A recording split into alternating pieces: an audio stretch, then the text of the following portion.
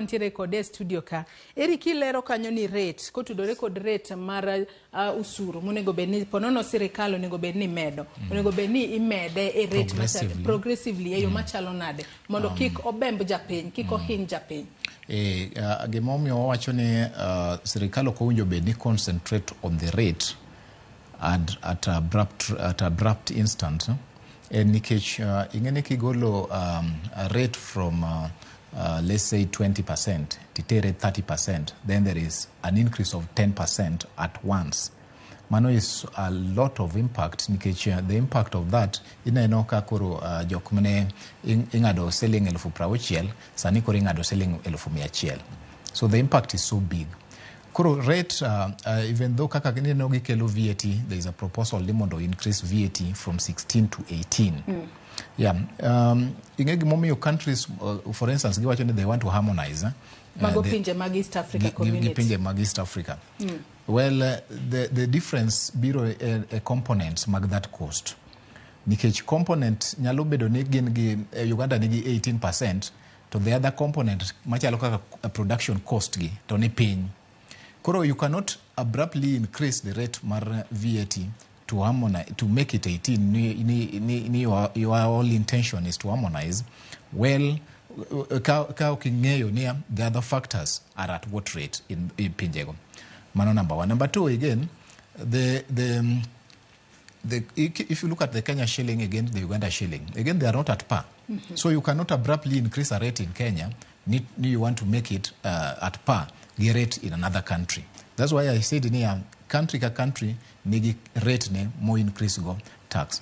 But let me come, there is a point many itemo wacho, does it make sense or does it achieve the result? Increasing all these things. Nitiere ngato nilongo ni Arthur Laffer, an economist, moro mane timo a lot of research in the United States in the 1970s. Now, nobiro gi gimilongo ni the Laffer curve. The Laffer curve wacho ni key increase tax rates with a view of generating government revenue, then bro chopo kama koro okinyal increase that revenue itself. Nikech tax kaka no wacho cha in a direct reduction, a direct deduction from somebody's income kata company. It is an expense. Koro chopo kama koro jopiny de wacho ni gini de ng'enya. Koro the motivation to work biro lal. Sama ukidhi tich no ingeni pesa ma koro no winjo chuli cha ok dhi bedo. Pesa monego bedni ng'ado cha bi koro. Koro pesa ming'ado ni koro onge. So the very intention mar increasing the tax is beaten. So there are a lot of other things that should be taken in consideration kopo ni gidwaro increase the tax. One, they should look at all the factors that affect that particular cost. Number two, they should also know the jokma chulo. For instance, one of the issues, one of the challenges affect tax systems in developing economies such as Kenya, and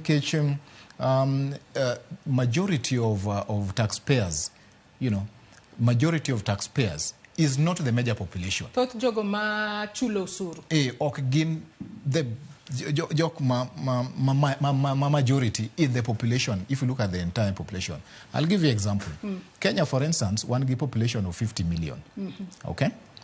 Now, data mar World Bank, watching out of the 50 million, 15 million mostly are the people in formal employment and they are in the urban centers, mostly. Even some of the people in urban centers, some are in informal settlements, some are in informal employment, like your Gikomba, your Nitiere, SMEs and all that. For you to tax those people is very hard. First, unge data. Idwa yudoge kanye. Number one. So, jokma iyudoka chulo usuru gin jokma tin.